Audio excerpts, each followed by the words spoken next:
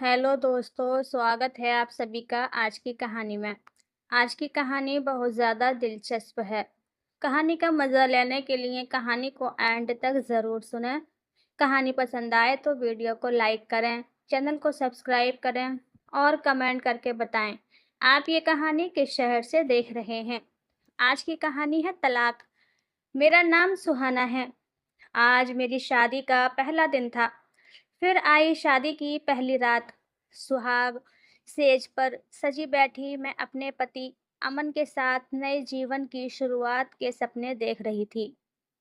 मेरे पति एक बड़े से हॉल में रिश्तेदारों के बीच बैठे हुए बातें कर रहे थे। वहां पर उनके सभी भाई बहन इकट्ठा थे, क्योंकि मेरी 5 नंदें थीं और पांचों की शादी हो चुकी थी। इसीलिए उनके पति और बच्चे भी हॉल में मेरे पति के साथ बैठे हुए थे। इसीलिए मेरे पति को वहां से निकलने का मौका नहीं मिल रहा था।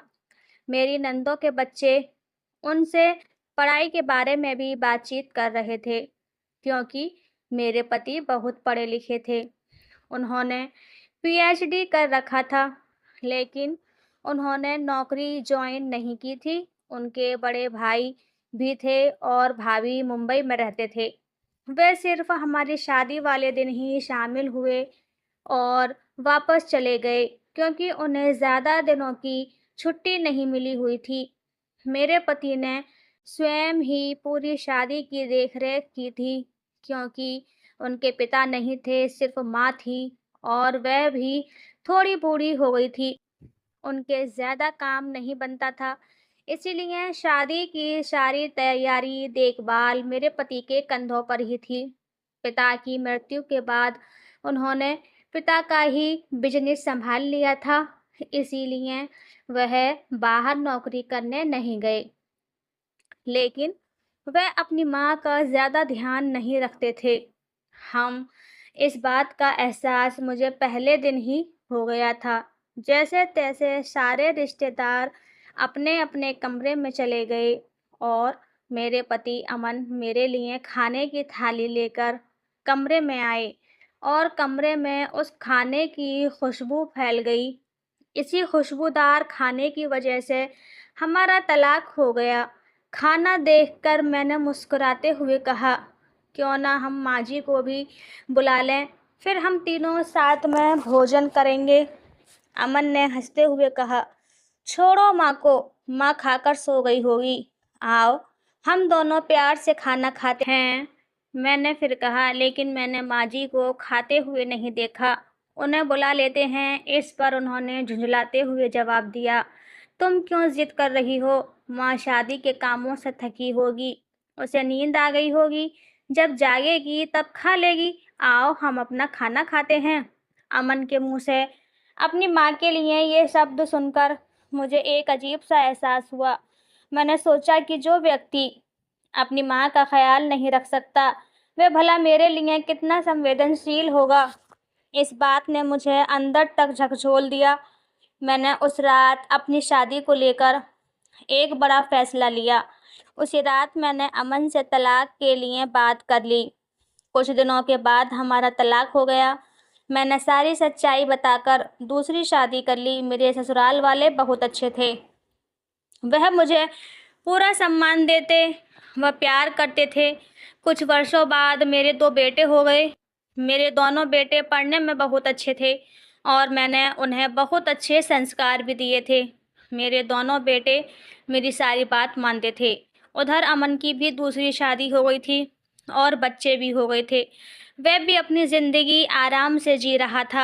हम दोनों अपनी अपनी ज़िंदगी में व्यस्त हो गए थे और एक दूसरे को भूल चुके थे। मेरी उम्र 60 वर्ष हो चुकी थी। मैंने अपने बच्चों से 4 धाम यात्रा की इच्छा जाहिर की। बेटे तुरंत तैयार हो गए और मुझे लेकर यात्रा पर निकल पड़े। इसी यात्रा के दौरान हमने जगह जगह पर खाना खाया और मुझे अपनी शादी वाले दिन के खाने की याद भी आ गई।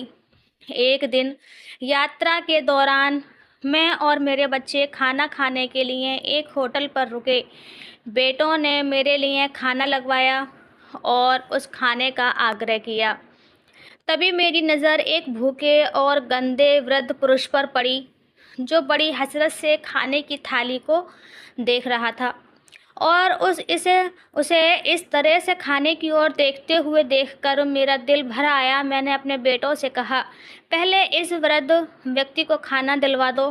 लेकिन उस वृद्ध व्यक्ति ने नहाने की इच्छा ज़ाहिर की, तो मेरे बेटों ने उसे नहलाया और साफ कपड़े पहनाए। मेरे दोनों बेटे जब उस वृद्ध को नहलाकर और कपड़े पहनाकर लाए, तो उसे देखकर मैं चौंक गई। वह वृद्ध कोई और नहीं बल्कि मेरा पहला पति अमन था, जिससे मैंने पहली रात को ही तलाक ले लिया था। मैंने उससे पूछा, तुम्हारी ये हालत कैसे हो गई? उसने नज़रें झुकाकर कहा, मेरे अपने ही बच्चे मुझे भोजन नहीं देते, मेरा तिरस्कार करते हैं और आखिरकार उन्होंने मुझे घर से बाहर निकाल दिया।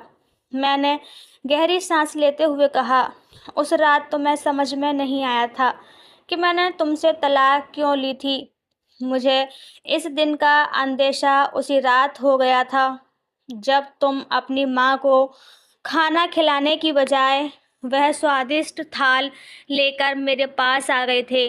मेरे बार बार कहने के बावजूद तुमने अपनी माँ की उपेक्षा की। आज तुम उसी का फल भोग रहे हो। मेरी बात सुनकर अमन की आंखें भर आईं। उसने महसूस किया कि जो व्यवहार उसने अपनी माँ के साथ किया था, वही उसके बच्चों ने उसके साथ किया।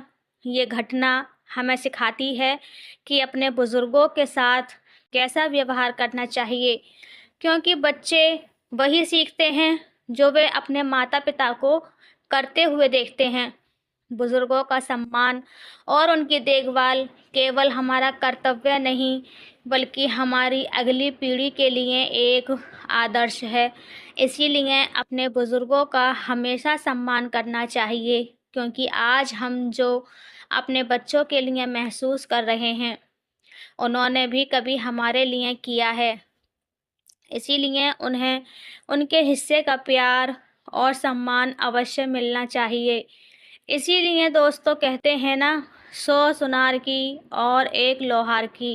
कहने का मतलब है, जब एक अमीर व्यक्ति पैसे का रोब दिखाकर हर चीज़ वसूलता है, पैसे के लालच में वह अपने बच्चों की हर चीज़ खरीदता है, लेकिन वह आदमी अपने बच्चे को संस्कार देना भूल जाता है। वहीं गरीब व्यक्ति अपने बच्चों पर खर्च ना करके उन्हें अच्छे संस्कार देता है, जो आने वाले वक्त में उनके साथ देते हैं।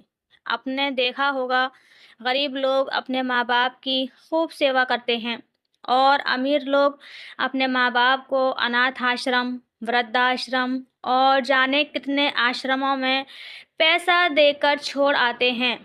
क्या फ़ायदा ऐसी दौलत का, जो हमें अपनों का प्यार ही नसीब ना कर सके। उम्मीद करती हूँ इस कहानी से आपको ज़रूर कुछ सीख मिली होगी।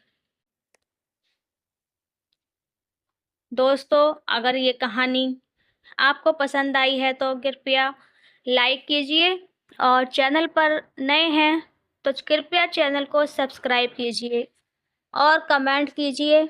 धन्यवाद।